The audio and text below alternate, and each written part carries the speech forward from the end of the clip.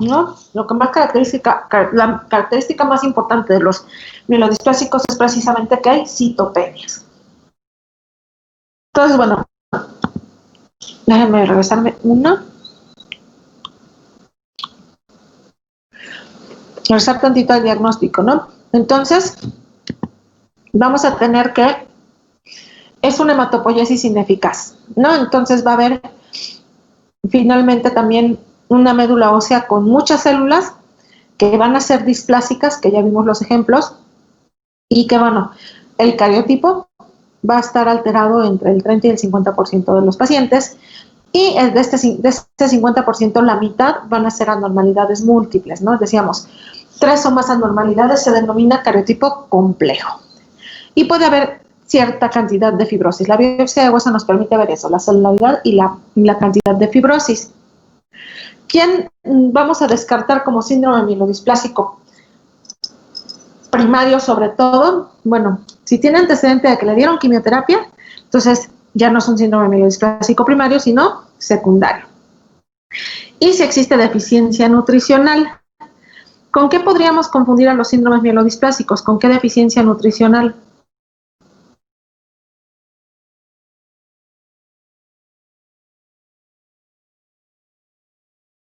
¿Con deficiencia de qué? Vitaminas. ¿De B12? Exactamente. La cobalamina o la B12 y... Ácido fólico. La B9. Ácido fólico. Ácido fólico, exactamente. Entonces, bueno, acuérdense que el principal diagnóstico diferencial de los síndromes mielodisplásicos es precisamente las anemias megaloblásticas, porque también nos puede dar alteraciones parecidas, pero si no hay déficit de las vitaminas, entonces es un mielodisplásico. El cromosoma Filadelfia, ya lo vamos a ver, el cromosoma Filadelfia es característico de las leucemias linfoblásticas y de la leucemia mieloide crónica. Entonces, si aparece este positivo, entonces no es un síndrome mielodisplásico. Y ojo, ahí se me olvidó cambiarlo, presencia de blastos más del 20%. Si tiene 20% o más de blastos, ¿qué es? ¿Anemia aguda? ¿Anemia? ¿No es leucemia? Leucemia aguda. Leucemia aguda, exactamente. Entonces no hay que olvidar eso.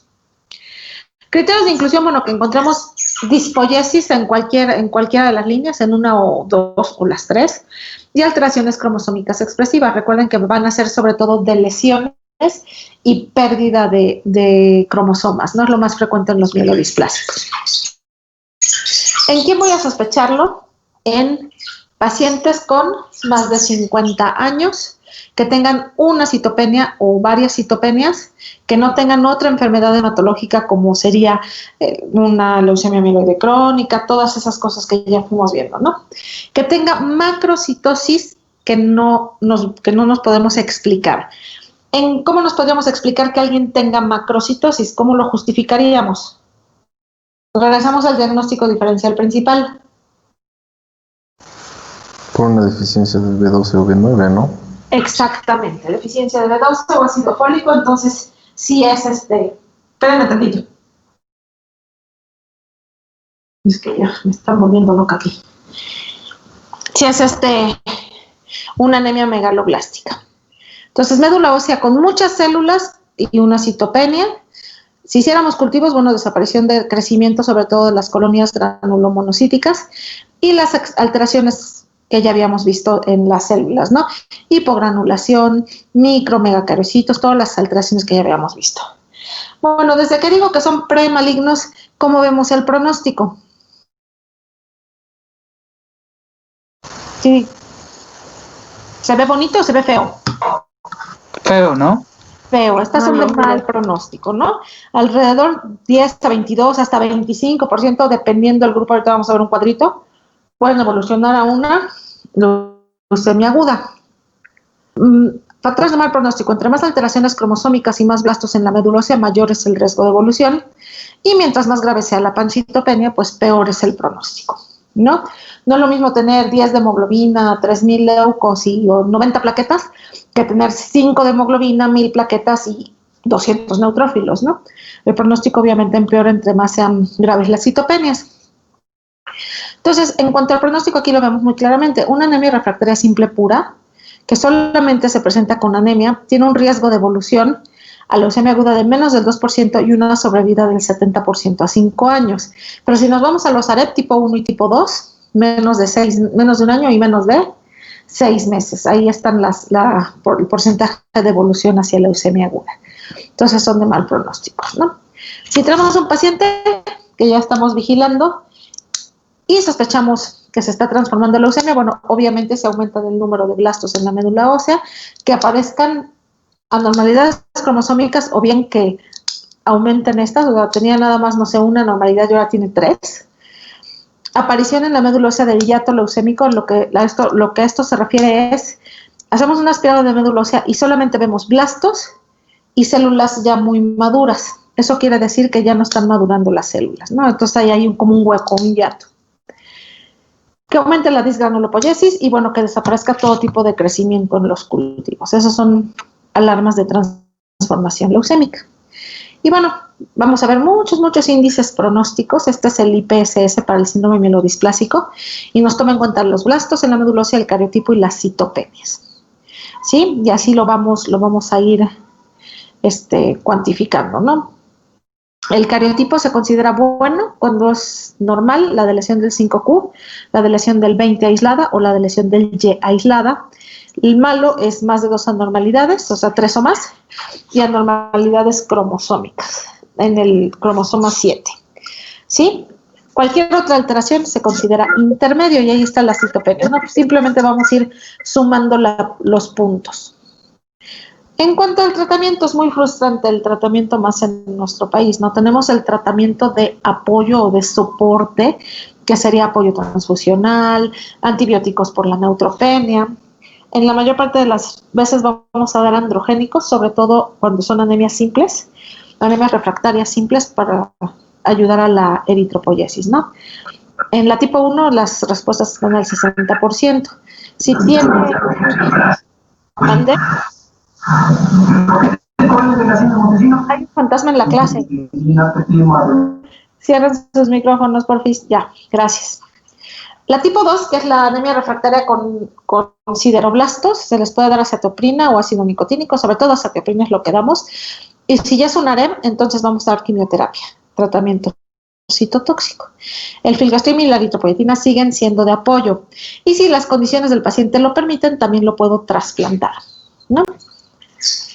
Entonces, sintomático de soporte, ya dijimos, transfusión de células, que sean plaquetas o eritrocitos, eritropoyetina más filgrastim en caso de anemia y neutropenia, ¿no? Entonces podemos utilizar cualquiera de esas cosas. Simplemente eso nos va a ayudar a que les vaya mejor a los pacientes, ¿no? Que tengan una mejor calidad de vida. No les prolonga la supervivencia. Si tengo un paciente joven, menos de 55 años, y que tenga una forma grave, es decir, un grupo de riesgo alto, puedo hacerle un alotrasplante siempre y cuando tenga un donador, o bien quimioterapia como una inducción a la remisión de una leucemia aguda mieloide. Para los mielodisplasicos de riesgo bajo e intermedio tenemos varias.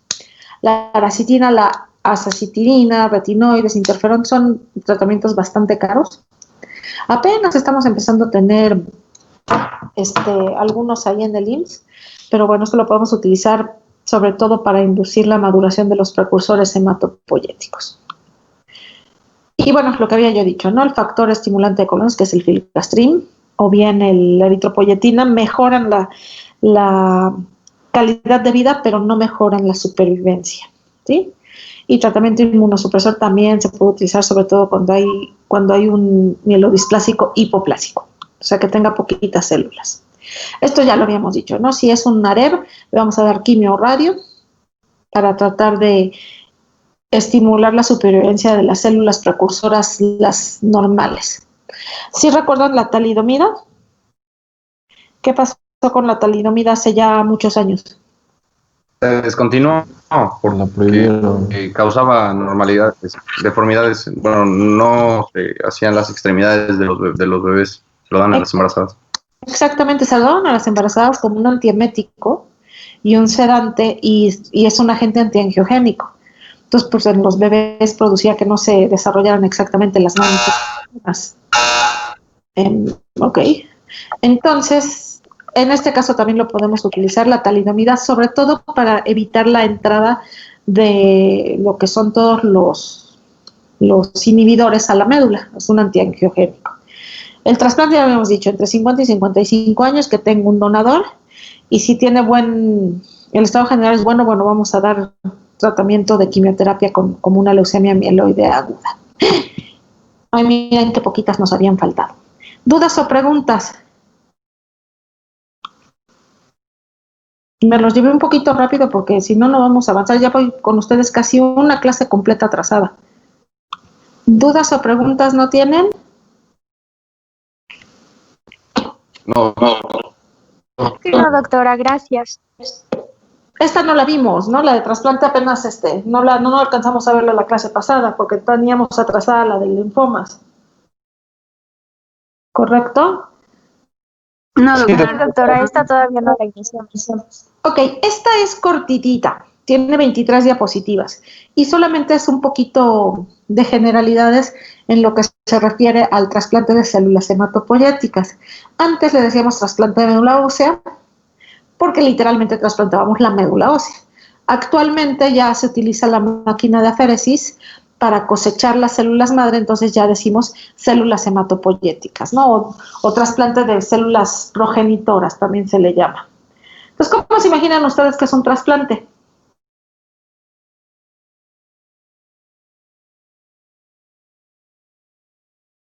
¿Cómo se imaginan? Pues bueno, yo solo he visto Pues primero se haría una selección del donante, ¿no? Para ver si podemos, si es compatible, ¿no? El grupo sanguíneo. Vamos a decir que el grupo sanguíneo, fíjate que increíblemente en el trasplante de células hematopoyéticas no importa mucho. Se puede trasplantar de grupo distinto, lo que importa es que sean compatibles, el HLA. Ajá.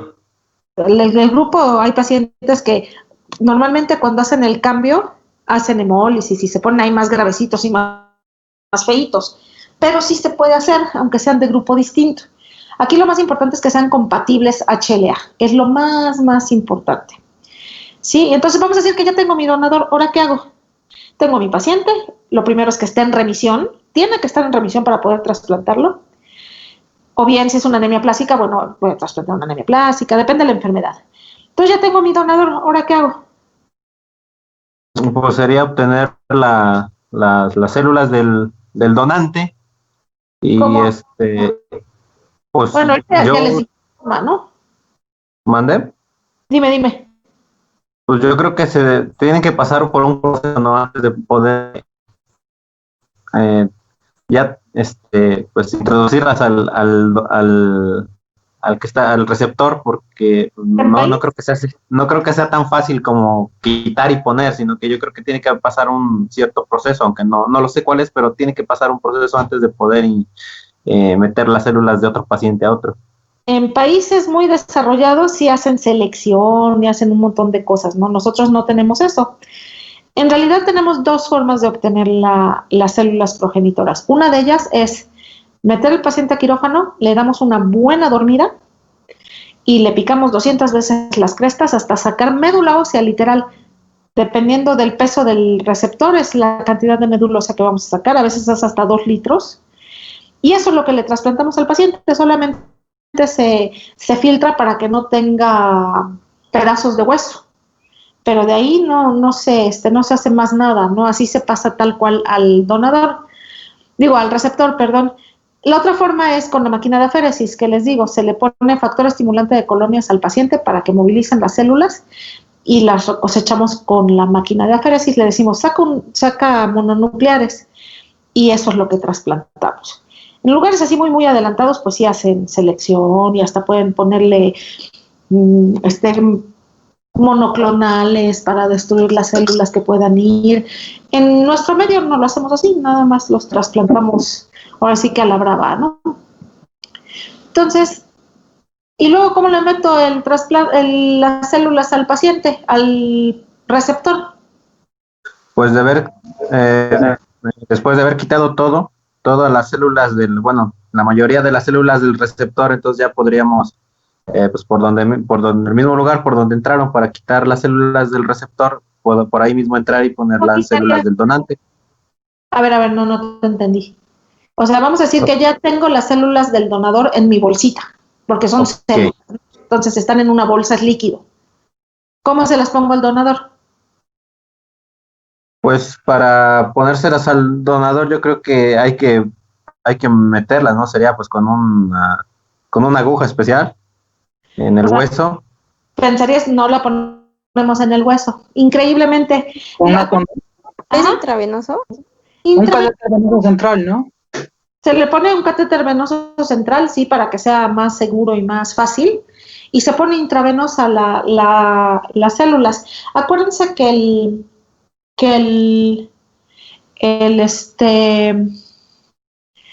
las células tallo, es que me distraje con mi reloj. Las células tallo tienen el fenómeno que se llama homing. Creo que ya se los había mencionado.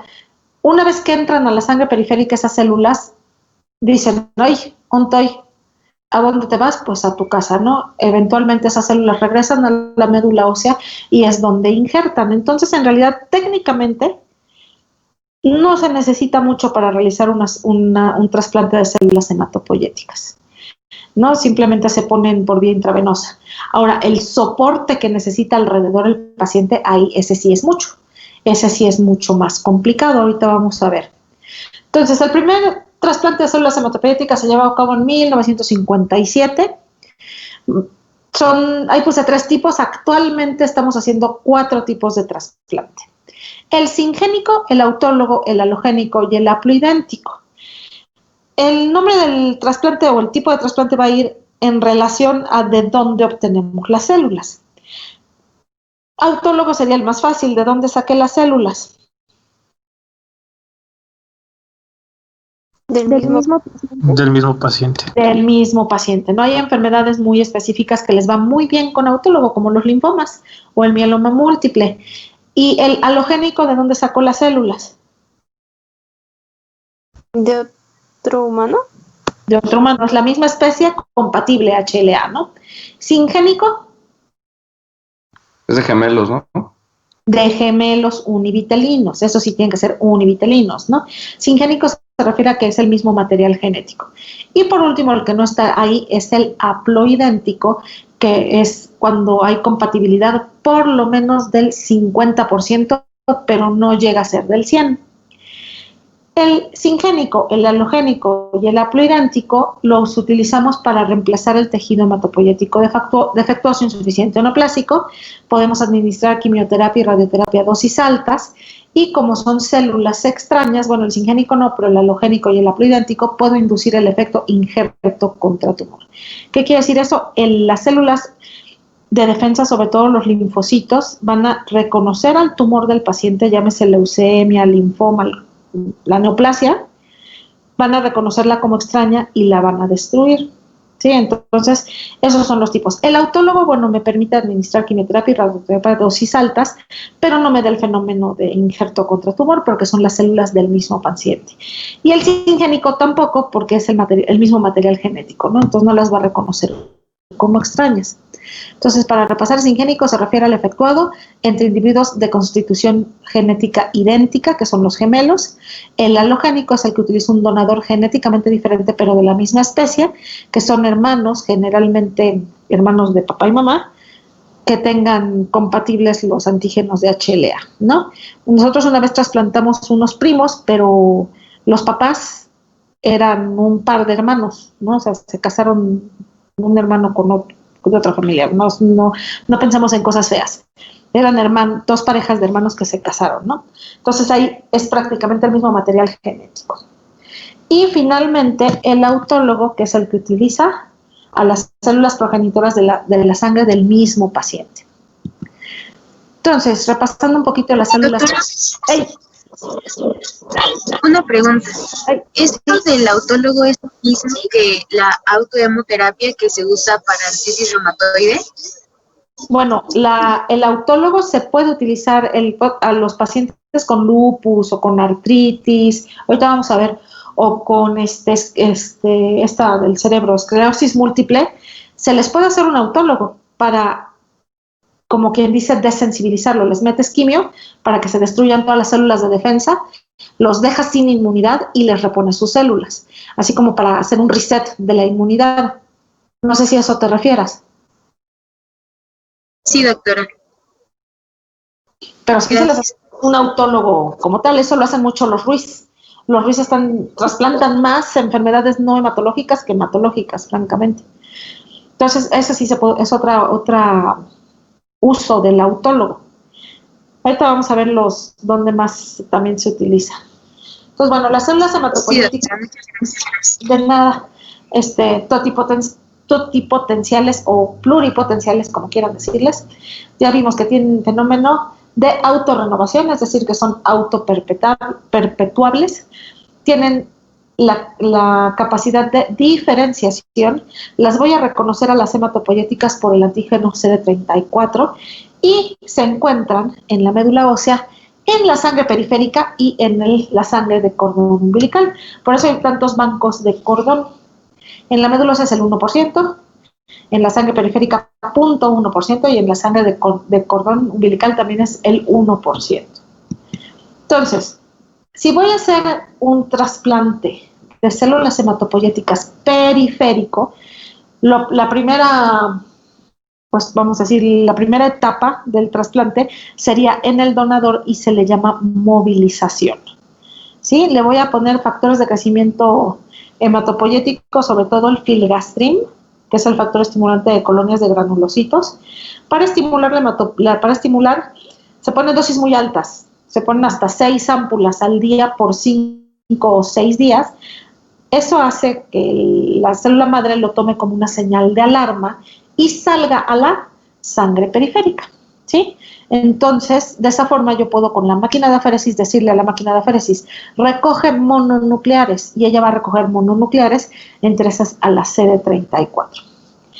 En un paciente también puedo utilizar filgastrin con quimioterapia, sobre todo el que se utiliza es la ciclofosfamida. Eso hace que las CD34 que viven en la médula ósea salgan a la sangre periférica y yo pueda cosecharlas. El trasplante autólogo, que era lo que me preguntaban, se lleva a cabo sobre todo en pacientes que tienen tumores o enfermedades que son sensibles a quimioterapia o radioterapia. Y sus indicaciones más frecuentes en el mundo mundial, en primer lugar, mieloma múltiple y los 2 tipos de linfoma.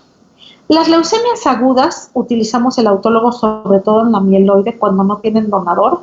El problema es que recaen, ¿no? Y las linfoblásticas la verdad es que no les va muy bien, pero las mieloides sí. También se puede utilizar en las crónicas, también pocas veces. Algunos tumores sólidos como cáncer de mama, cánceres que son resistentes a quimioterapia, lo que hago es sacar las células, le pongo quimioterapia a dosis supraletales y luego le regreso sus células. Ahorita vamos a ver una esquemita. Y lo que me preguntaban de los padecimientos autoinmunes, esclerosis múltiple, artritis, reumatoide, lupus, se puede utilizar al autólogo. Se ha utilizado sobre todo en esclerosis múltiple y les va bastante bien. Entonces tengo aquí mi paciente. Primero empezamos en la parte de abajo del paciente que tiene una pelota negra, una bola negra en el pecho. Esa es la enfermedad. Voy a estimular su médula ósea voy a sacar la médula ósea, ya sea células periféricas o médula ósea. Generalmente se pueden congelar o bien se pueden guardar en el refri porque nosotros no tenemos criopreservación, entonces las congelamos, las metemos al refri literalmente. Una vez que sacamos las células voy a dar, vamos otra vez abajo, la siguiente flechita, altas dosis de quimioterapia y radiación de tal forma que esto me va a destruir la enfermedad, ¿no? El tumor o la neoplasia o la enfermedad autoinmune, y luego le voy a devolver sus células al paciente para que no se muera de aplasia medular. Finalmente, las quimioterapias que se utilizan son mieloablativas. En el autólogo son dosis altas, mieloablativas. Destruyen la médula ósea. ¿Sí? ¿Vamos bien? O sea que las células que en principio le sacó las de la médula ósea estaban sanas. Por eso es que se las vuelve a regresar una vez erradicada la enfermedad, pues eso es lo que no entendí. Si te fijas, las enfermedades a las que se utiliza son enfermedades que no están tanto en la médula. La mieloma múltiple sí, pero normalmente las células plasmáticas no las cosechas. Y en los linfomas, las 3 bueno, todas las enfermedades que vamos a trasplantar, los pacientes tienen que estar en la mejor remisión completa que se pueda y la médula ósea tiene que estar libre de enfermedad para que sí, en cierta forma te asegures de no sacar células. Por eso es que a las leucemias agudas no les va tan bien, porque finalmente las leucemias agudas son células mononucleares que se parecen mucho a la célula madre o que están muy cerca de la célula madre y que puedes cosecharlas. Por eso es que casi no se utiliza. Si te fijas, están en cuarto lugar. ¿Sí? No sé si contesto tu duda. Sí, doctora, gracias. Entonces, bueno, aquí está el autólogo. Ahora vamos con el halogénico. El halogénico, bueno, ¿qué requiero para un halogénico? En primerísimo lugar, tener un donador compatible, que generalmente va a ser un hermano de papá y mamá. Luego te enteras de cosas que parecen películas de terror, ¿no? Te traen a 3 papás y ninguno salió compatible, ¿no? Entonces tienen que tener hermanos compatibles o bien, si estamos hablando del haplo, que sea su papá. Podemos utilizar un donador compatible no emparentado. En nuestro país es difícil porque no tenemos bancos de médula ósea. En países como Europa o Estados Unidos hay muchos bancos en los que la gente va y dona un tubito de sangre, le sacan su HLA y lo guardan en una base de datos. Entonces, cuando necesitan un donador, mandan mandan el HLA y ven si tienen alguno en su base de datos y le piden a la persona que done, ¿no? Eso no lo hacemos aquí en México, no tenemos ese tipo de, pues ni de cultura ni de bancos, ¿no? Los antígenos que vamos a ver de HLA es el A, el B, el C, el DR y el DQ. ¿Sí? Todos tienen que estar compatibles para que sea un halogénico. Si tiene entre el 50 y vamos a decir el 98%, entonces ya es un haploidéntico. ¿Sí? Las indicaciones más frecuentes del halogénico, en primerísimo lugar tenemos leucemias agudas, leucemias crónicas e hipoplasia medular, síndromes mielodisplásicos. Se puede utilizar en pacientes, los que ven los inmunólogos, ¿no? Inmunodeficiencias graves, hemoglobinopatías. Si ustedes se fijan qué pasó con linfoma y mieloma, en el autólogo estaban en primer lugar y ahorita están al último, ¿no? Porque les va mejor con el autólogo. El halogénico tiene ahorita, vamos a ver, una complicación muy seria que es la enfermedad de injerto contra Huesca. Por eso es que tenemos que sopesar muy bien el riesgo y el beneficio. Entonces aquí tengo el halogénico, la primera muchacha que sí tiene pelo, que es la donadora. Sí, voy a hacer la movilización con factor estimulante de colonias de granulocitos. Luego voy a hacer la cosecha, harvest es cosecha, con la máquina de aféresis. Ya tengo el injerto, ya tengo las células tallo en la bolsita. Mientras que estoy movilizando al paciente, al donador, que son alrededor de 6 días, voy a darle al paciente una quimioterapia, que puede ser mieloablativa o no mieloablativa. Ahorita vamos a ver los ejemplos. Va como quien dice paralelo, ¿no? En lo que yo estoy estimulando al paciente, le estoy acondicionando mientras que movilizo al donador, estoy acondicionando al receptor. Una vez uno de los donadores no se puso el filgastrim y ya estaba acondicionado el pobrecito receptor, entonces tuvimos que meterlo al quirófano, ¿no? Porque no íbamos a poder sacar las células periféricas. Una vez que hacemos esto, ya le ponemos las células, ya ven ahí, por transfusión al paciente. Entonces, las etapas del trasplante, pues de todos, ¿no? Es etapa de acondicionamiento. Esto, ahorita vamos a ver las definiciones y todo. Va a ser quimioterapia, más o menos radioterapia. Podemos dar radiación corporal total, es uno de los tipos de acondicionamiento. Si es un halogénico o un haploidéntico, voy a iniciar tratamiento inmunosupresor un día antes del trasplante. Luego vamos a hacer la infusión de células periféricas hematopoyéticas y luego la etapa de mielosupresión, es decir, los pacientes se quedan con cero neutrófilos, 0 leucocitos, una anemia grave que necesita de transfusión, trombocitopenia grave que requiere de transfusión. Todo esto dura alrededor de 21 días. Y una vez que la médula ósea ya injertó, podemos dar manejo ambulatorio, ¿no? Me voy a dar cuenta que injertó. ¿Cómo nos daríamos cuenta que ya injertó de eritrocitos? ¿Cómo se les ocurre?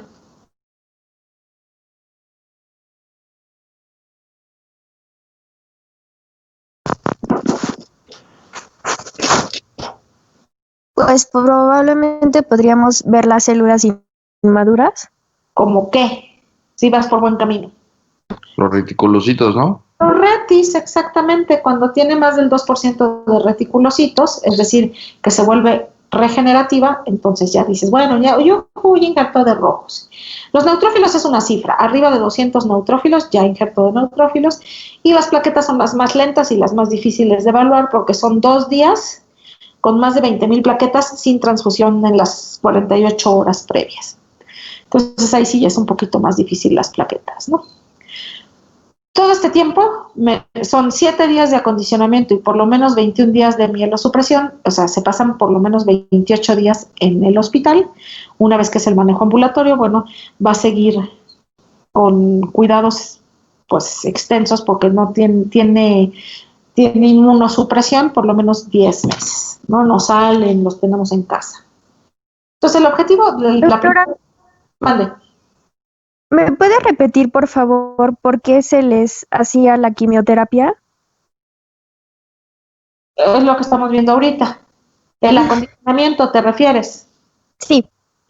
Bueno, es para esto, precisamente el objetivo del acondicionamiento, la quimioterapia y la radioterapia a dosis altas es esto, erradicar la enfermedad, si es una enfermedad neoplásica, erradicar el sistema inmune del receptor, necesitamos que el sistema inmune del receptor esté por lo menos con supresión, porque si no destruirían las células, y bueno, proporcionar como tal espacio para el injerto. ¿Sí esto era lo que me estabas preguntando? Sí, doctora, es que pensé que era por eso, pero no lo tenía muy claro. Ya, no te preocupes. Pues aquí está, aquí estas diapositivas, ahorita vamos a ir viendo las etapas nuevamente, nada más que con explicación, como quien dice. Aquí hay ejemplos de acondicionamientos, no es mi interés ni siquiera que se aprendan los medicamentos ni nada. Melphalan lo utilizamos en el autólogo, sobre todo en mieloma múltiple, Beamiase lo utilizamos sobre todo con los linfomas, hay muchos más. Lo que sí es pues importante es saber que en el halogénico puedo hacer 2 tipos de acondicionamiento, hasta 3. El mieloablativo, el no mieloablativo, que el no mieloablativo puede ser un mini trasplante, depende de las dosis, ¿no? Pero bueno, el mieloablativo daña de forma irreversible la médula ósea, que va a ser reemplazada. Entonces, el que más se utiliza como mieloablativo es el busulfán con ciclofosfamida. El no mieloablativo me va a producir más que nada inmunosupresión, de tal forma que pueda crear el efecto injerto contra, ahí ojo, es contra tumor, no contra huésped, me fui derecho. Entonces el no mieloablativo me permite trasplantar personas de mayor edad, que sean fit, porque no es tan agresivo, el tiempo de estancia hospitalaria es más corta, voy a crear en el no mieloablativo una quimera. ¿Qué quiere decir esto? Va a haber células del paciente y células del receptor. Mi objetivo es que las células del receptor le vayan ganando a las células del paciente hasta que las sustituyan. Entonces, por eso es no mieloablativo. ¿Vamos bien? ¿Sí? Sí, doctora, todo bien. Sí, doctora. Y Sí, nada doctora. más, una pregunta, doctora. Ajá. Dijo que eran 21 días en lo que el paciente iba a estar así como que muy inmunosuprimido. O sea, esos 21 días los va a pasar hospitalizado. Sí, claro, pero más que inmunodeprimido va a estar muchísimo tiempo más. Lo que está es con mielosupresión. No es lo mismo. Mielosupresión significa que no hay plaquetas, no hay neutrófilos, no hay eritrocitos. ¿Sí? Y inmunosupresión ya se refiere más a la inmunidad. Por ejemplo, entonces la mielosupresión dura alrededor de 21 días, que es en lo que injertan. Por eso necesitan manejo hospitalario, porque necesitan transfusión de eritrocitos, los eritrocitos los radiamos para que no lleven citomegalovirus, para que no lleven linfocitos, o sea, lleva todo un cuidado muy, muy fuerte alrededor en ese periodo. Ok, doctora, y eso es el periodo de inmunosupresión, entonces es el que nos comentó que dura hasta 10 meses, que el paciente va a estar con cuidados. No, ese es el de inmunosupresión. Ok. Mielosupresión dura alrededor de 21 días cuando injertan, vaya alrededor, porque si pasan más de 21 días y no ha injertado el paciente, se llama falla de injerto. O sea, ya es mucho más difícil que injerten. ¿Sí me explico? Sí, doctora. Disculpa, y otra pregunta, la última. Ese periodo de inmunosupresión, o sea, los 10 meses, va a estar el paciente, o sea, forzosamente no puede salir de casa y así, o digamos, puede hacer su vida normal, pero con más cuidados. No, normalmente no los permitimos que vayan a trabajar, no pueden ir a cines, a iglesias, nada de eso, nada. Okay. Hagan de cuenta un encerrón de la pandemia, pero por la inmunosupresión. Pierden hasta la inmunidad de las vacunas, en lo que los linfocitos del donador vuelven a establecer esa inmunidad. No sé si me explico. Sí, doctora. Gracias. Y además, en el halogénico y en el haploidéntico sigue la inmunosupresión. La inmunosupresión me permite evitar el rechazo en la enfermedad no maligna y evitar la enfermedad de injerto contra huésped, que ahorita vamos a ver. En el halogénico y en el haploidéntico lo inicio en el día -1 y la voy a mantener 4 a 6 meses siempre y cuando no haya H, enfermedad de injerto contra huésped. Si no hay, la voy a suspender progresivamente en los siguientes 2 meses. Si hacen H, que son alrededor del 50% de los pacientes, no lo puedo suspender tan fácilmente. Las complicaciones del trasplante, bueno, va a ser rechazo al injerto, o sea, más que rechazo es que no injerten. Ahorita vamos a ver la explicación de cada una. La toxicidad del esquema de acondicionamiento, ahorita vamos a ver hepática, todo. Infecciones, y la que más nos da miedo es la enfermedad de injerto contra huésped, que le decimos H, y puede ser aguda o crónica, ¿no? Y bueno, hay complicaciones también del H que son más tardías. En cuanto al rechazo al injerto, si no doy suficiente tratamiento de acondicionamiento, entonces puede persistir el sistema inmune del receptor, destruyendo las células madre que llegan, ¿no? Si infundo un número inadecuado de células, poquitas células progenitoras, puede que no injerten. Y bueno, susceptibilidad de la médula ósea del donador al agente que ocasionó la enfermedad. Esto se ve sobre todo en la hipoplasia medular. Entonces, esas son las razones por las que un paciente no injerta. En cuanto al acondicionamiento, son dosis supraletales, así se escucha, feo, supraletales de quimioterapia. Entonces, obviamente las náuseas y vómitos son muy intensos. La alopecia por la quimioterapia, o sea, se les cae el pelo. Si el acondicionamiento lleva ciclofosfamida o ifosfamida, ese produce un metabolito que da cistitis hemorrágica y un medicamento que se llama Mesna para evitarla. También se puede inflamar el corazón, sobre todo con los antracíclicos. Y bueno, ¿a dónde se va a ir a metabolizar toda la quimio que estamos metiendo? Al hígado. Al hígado. Entonces puede haber hepatotoxicidad grave y puede haber una enfermedad venoclusiva del hígado. Se trombosan las venas, sobre todo las suprahepáticas, y da insuficiencia hepática aguda. La mortalidad de la enfermedad venoclusiva del hígado es muy alta, ¿sí? Alrededor del 70%. Y bueno, el coco del hematólogo que trasplanta, enfermedad, ok. Ya nos saludó un perrito, ahorita meto a mi gatito para que se peleen. La enfermedad de injerto contra huésped, bueno, ojo, vean bien.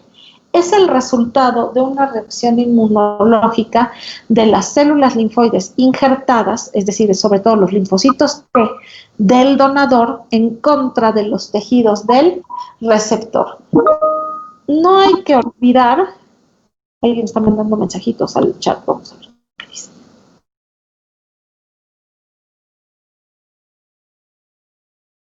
Dicen que ver al gatito. Ahí luego se las enseño a una de ellas.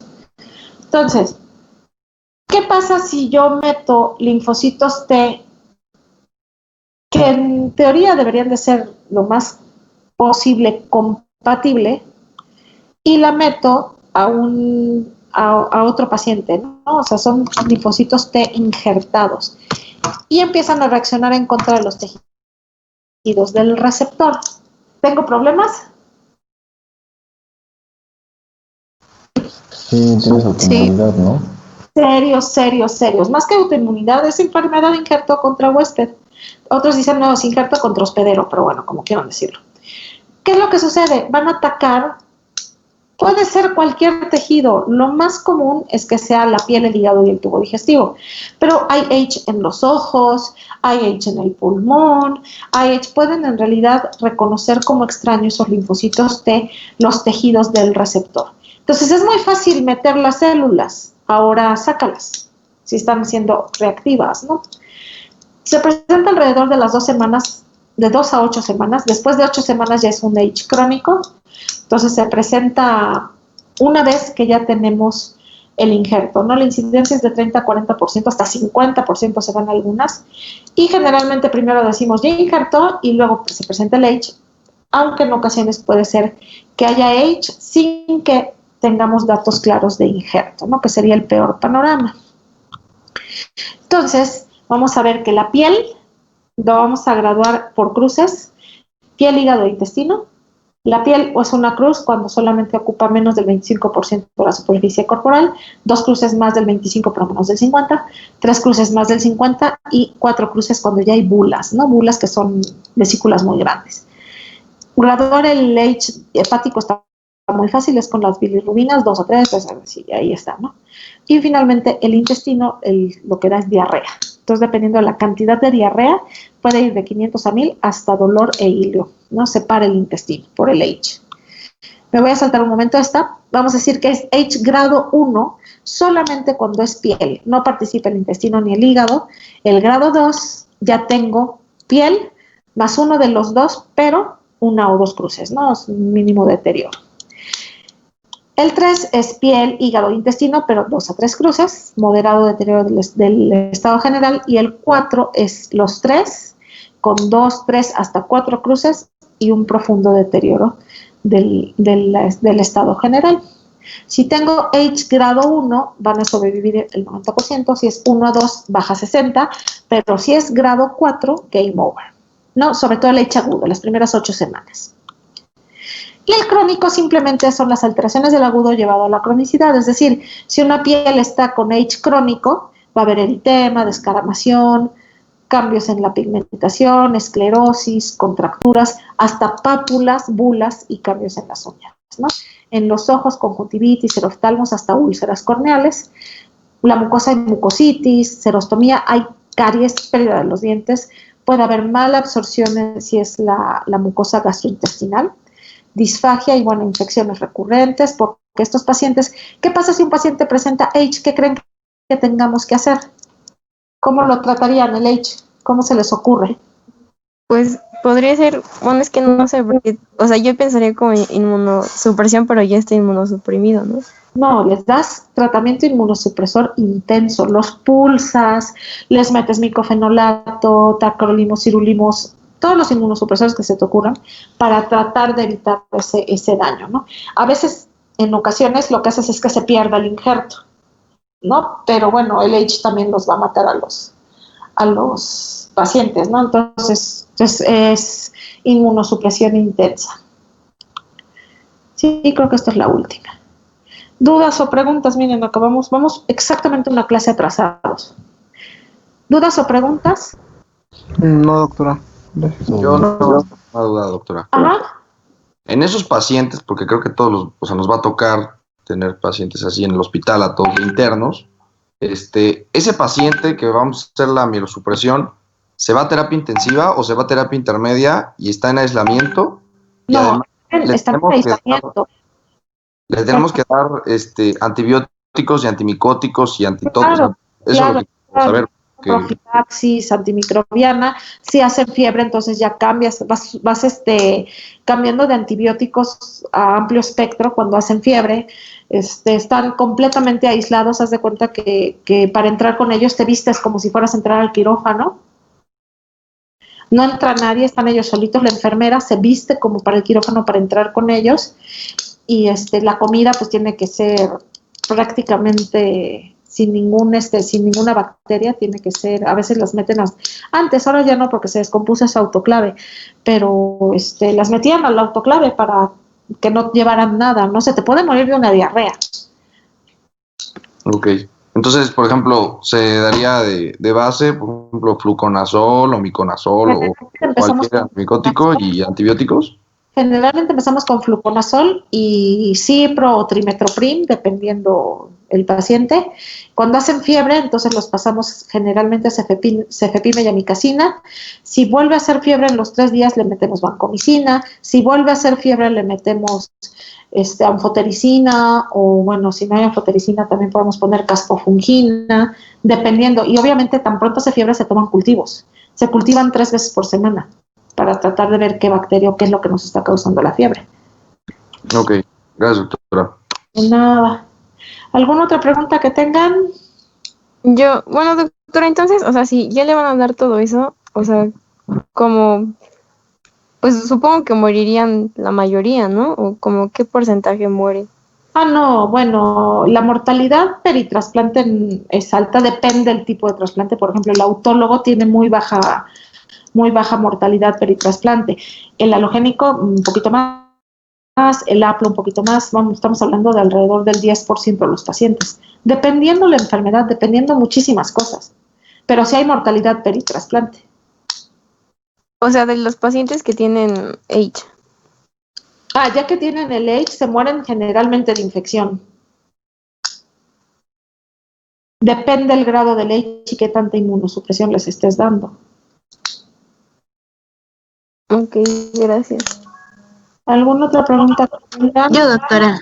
Hey. En cuanto al autólogo, básicamente, entonces las complicaciones serían las infecciones y la toxicidad, o sea, el rechazo de injerto y pues la enfermedad de injerto contra huésped, ¿no? El autólogo no tiene rechazo de injerto, porque Claro. son sus células. Sí, definitivamente, quería corroborarlo. Y otra pregunta, en cuanto a las enfermedades reumáticas autoinmunes, pues como tal no hay un tumor o algo así, el esquema de acondicionamiento serían, ¿qué? ¿Inmunosupresores o qué sería, doctora? No, el funcionamiento es el mismo. Lo que estás haciendo es tratar de darle como que reset a la inmunidad, o sea, quitar finalmente la esclerosis múltiple, todo eso, todas esas enfermedades son autoanticuerpos. Entonces lo que tú buscas es destruir los linfocitos B que son autorreactivos, o todas las células que son autorreactivas, y volver a meter las células madre en un intento de que no tengan que no recuerden pues esa pues autoinmunidad. No sé si me explique. Sí, doctora. Muchas gracias. De nada. Vamos, una clase atrasados del otro grupo. Voy a hacer cuentas con las clases que nos quedan y cuándo hay que subir calificaciones y calcular los exámenes y todo.